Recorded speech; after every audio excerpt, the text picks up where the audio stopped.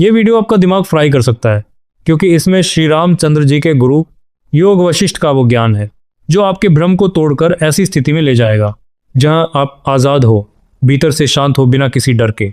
एक बात और, अगर आप सच्चे सनातनी हो तो लाइक, शेयर और सब्सक्राइब ज़रूर करके जाना। हम सोचते हैं कि दुनिया पहले से बनी हुई है और हम यहाँ बिना अपनी मर्जी के पैदा हुए, जैसे कोई ज़बरदस्ती कर रहा हो।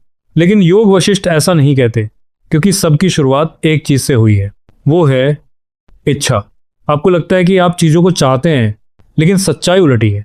आप वास्तव में कुछ नहीं चाहते, आपको बताया जाता है कि आपको क्या चाहिए। ये आपके माता पिता हो सकते हैं या समाज हो सकता है, और अब तो सोशल मीडिया ही आपको बताता है।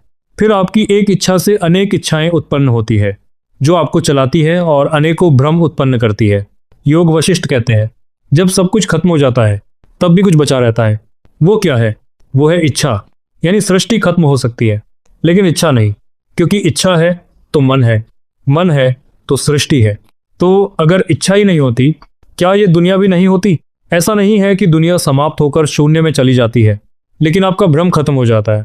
आप सोचते हो कि दुनिया आपको बांध रही है, लेकिन असल में आपकी इच्छा ही आपको बांध रही है।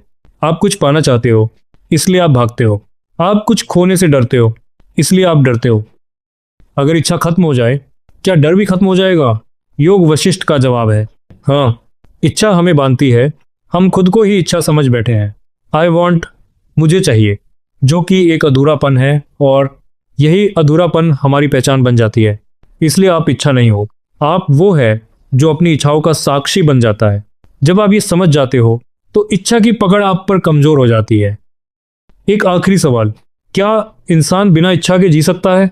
क्योंकि इच्छा है तो ही इंसान कर्म करता है। यहाँ एक बात समझो, इच्छा खत्म करने का मतलब ये नहीं कि आप कुछ करेंगे ही नहीं। इसका मतलब है आप सब कुछ करोगे, लेकिन अंदर से बंधे नहीं रहोगे। जिस तरह श्री कृष्ण जी ने कहा है, कर्म करते रहो और फल की इच्छा मुझ पर छोड़ दो, जिससे आप संसार के बंधनों से मुक्त रहो।